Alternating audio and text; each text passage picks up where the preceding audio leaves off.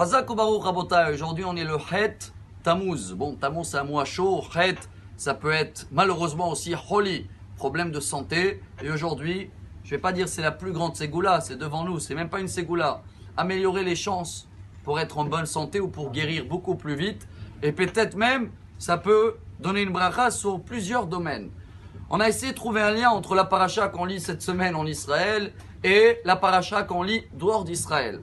Nous on va lire Balak et dehors ils lisent Chokat.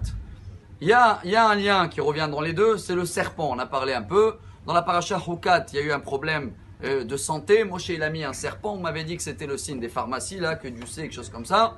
Et ça revient dans notre paracha que Bilam et Balak, ils n'ont pas pu maudire le peuple d'Israël car ils ont dit qu'il en Nahash Be'Yarakov. Il n'y a pas tout ce qui est deviné, ça se dit aussi Nahash, mais il n'y a pas la méthode du serpent dans le peuple juif. C'est quoi la méthode du serpent? Comme vous le savez très bien dans la première paracha, dans la Torah, 3e chapitre, le serpent, dès qu'il a vu Adam et Ève, Adam et Chava, dans une intimité, et il y a eu un manque de pudeur, comme ça on dit, de tsniout, c'est là où il a commencé à vouloir se mêler de leurs affaires, et il a pu les faire piéger. Dieu il a puni, hein. Et le serpent aujourd'hui représente chacun qu'il essaye de voir ce qui se passe chez l'autre, et il va continuer à le raconter, même s'il tire aucun profit. Chers amis, il y a un grand rabbin qui est décédé dans la Shoah en 1944, il s'appelait Rabbi Yosef HaKohen Schwartz. Il a écrit un livre à Itzbor Yosef. Et là-bas, il raconte cette histoire magique que quelqu'un qui avait une maladie assez grave, il était voir le rabbin et il a dit « Maintenant que tu as eu tous tes examens et tout, je te demande de tout éliminer. Rien. Et que tu dis au docteur qu'il raconte rien à personne. » Il a fait ça. Baruch Hashem, la maladie, elle est partie. Mais il avait souvent des douleurs. Alors le rabbin, il a dit « Écoute bien, bon le docteur, il est âgé, mais quand le docteur Allah Rahmo, il va quitter le monde, même les douleurs, ils vont s'arrêter. » Et c'est ce qui s'est passé. Et qu'est-ce qu'on apprend de là? Un grand message qu'on ne le sait pas, peut-être assez, hein, chers amis. N'importe qui a un problème de santé, raconte-le le moins possible. Dès que tu le racontes, tu fais comme le serpent et tu te mêles, et surtout si c'est des problèmes de santé des autres, tu as vu ce qu'il a eu un tel et un tel.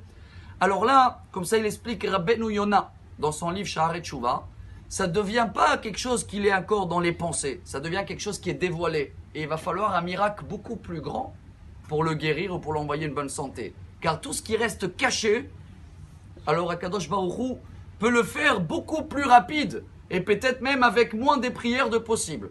Qu'est-ce qu'on apprend de là? Ça c'est dans la paracha de Chokat. Que même Bilam, quand il est venu maudire le peuple d'Israël, dès qu'il a vu Vayar et Israël, Shochen Lishvatav, Vateyar Alav Ruach Elokim.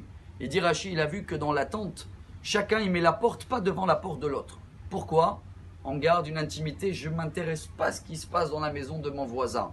Et Rabbeinu Yona, il amène ça comme une phrase.